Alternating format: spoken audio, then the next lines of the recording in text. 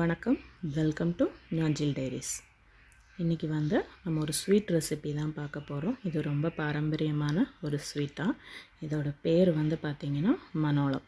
இது ரொம்ப ஹெல்தியானது. முளைக்கட்டின பயிரில் நம்ம இதை பண்ண போகிறோம். இதை வாங்க வீடியோக்குள்ளே போய் எப்படி பண்ணலான்னு பார்க்கலாம். அதுக்கு நான் 1 கப்பு பெரும்பயிர் நான் நல்லா வாஷ் பண்ணிவிட்டு நைட்டே தண்ணியில் போட்டு ஊற வச்சுருக்கேன். பாருங்கள், உங்களுக்கு பார்த்தாலே தெரியும் பயிர் நல்லா ஊறிடுச்சு. இந்த ஊறின பயிரை இப்போ முளைக்கட்ட போகிறோம். அதுக்காக நான் ஒரு க்ளீனான காட்டன் கிளாத்தில் தண்ணியெல்லாம் வடிகட்டிட்டு அந்த பயிரை அதில் போட்டுடலாம்.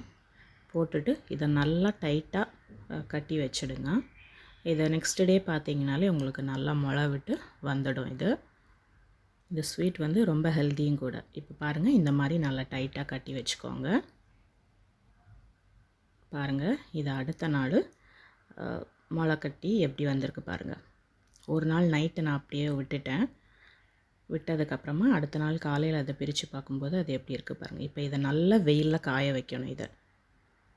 இது பாருங்கள், நான் 2 நாளாக காய வச்சு வெயிலில் நல்லா காய வச்சு முளை கட்டினதை 2 நாளாக வெயிலில் காய வச்சு எடுத்த பயிர் தான் இது. இதை இப்போ மிக்சியில் போட்டு பவுடர் பண்ணிக்கலாம். மிக்சியில் போட்டு பவுடர் பண்ணின மாவு தான் அது. 1 கப்பு மாவு.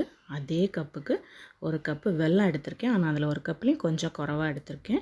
கொஞ்சம் வாசனைக்கு ஏலக்காய் பொடி, சுக்கு பொடி, 2 டேபிள் ஸ்பூன் அரிசி மாவு, கொஞ்சமாக சுகர். இந்த சுகர் எதுக்குன்னு நான் அப்புறமா உங்களுக்கு சொல்கிறேன். ஸோ இதுதான் இதுக்கு தேவையான பொருட்கள்.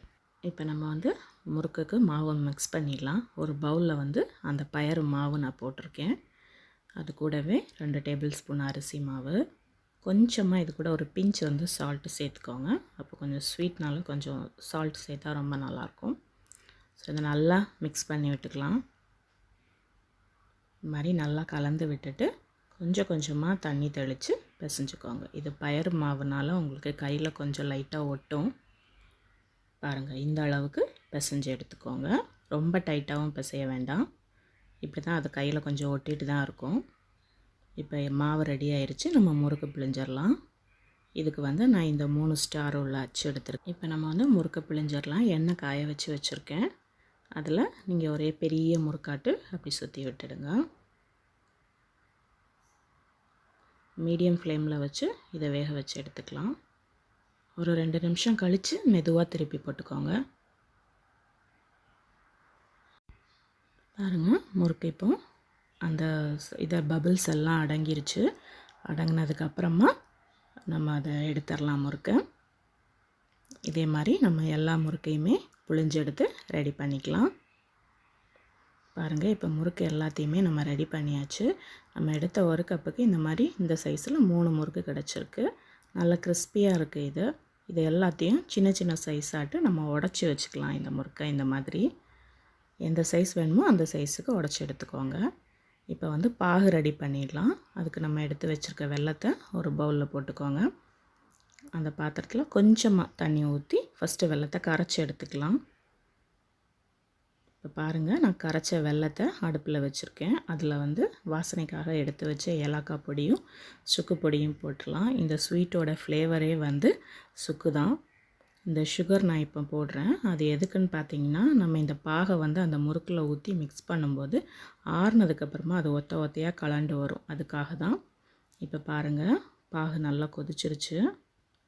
இந்த மாதிரி நல்லா கொதித்ததுக்கப்புறமா கொஞ்சம் பாகு திக்கானதுக்கப்புறமா நம்ம ரெடி பண்ணி வச்சுருக்க அந்த முறுக்கு இருக்குல்ல, அதை அதில் போட்டு நல்லா கலந்துடுங்க. சூட்டோடையே நல்லா மிக்ஸ் பண்ணி பாகு எல்லா முறுக்குலையுமே இதை ஒட்டணும். அந்த மாதிரி நல்லா மிக்ஸ் பண்ணிக்கோங்க.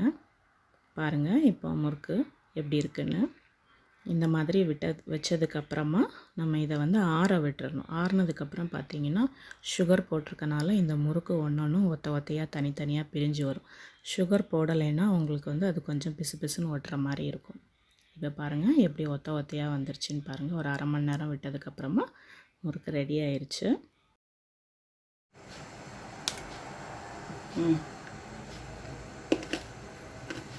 இன்னும் ஸ்வீட்டாக இருக்குது. கிறிஸ்பியாக இருக்கா? கிறிஸ்பியாகவும் இருக்குது. நல்லா இருக்கா? சூப்பராக இருக்குது. பிடிச்சிருக்கா? பையன் டேஸ்ட் பண்ணுறத நீங்கள் பார்த்துருப்பீங்க எவ்வளோ கிறிஸ்பியாக இருக்குன்னு. ஸோ இந்த முறுக்கை வந்துட்டு இந்த மனோளத்தை இந்த தீபாவளிக்கு நீங்களும் உங்கள் வீட்டில் கண்டிப்பாக ட்ரை பண்ணி பாருங்கள். இந்த பயறு மாவுக்கு பதிலாக நீங்கள் அதே அளவுக்கு ஒரு கப்பு கடலை மாவில் கூட நீங்கள் இதை ட்ரை பண்ணலாம். இந்த வீடியோ உங்களுக்கு பிடிச்சிருக்கும்னு நினைக்கிறேன். பிடிச்சிருந்தா லைக் பண்ணுங்கள், ஷேர் பண்ணுங்கள், சப்ஸ்கிரைப் பண்ணுங்கள். மறக்காமல் உங்கள் ஃப்ரெண்ட்ஸுக்கும் ஷேர் பண்ணுங்கள். நிறைய தீபாவளி பலகாரம் வந்துட்டுருக்கு. ஸோ மிஸ் பண்ணாமல் பாருங்கள். தேங்க்யூ ஃபார் வாட்சிங்.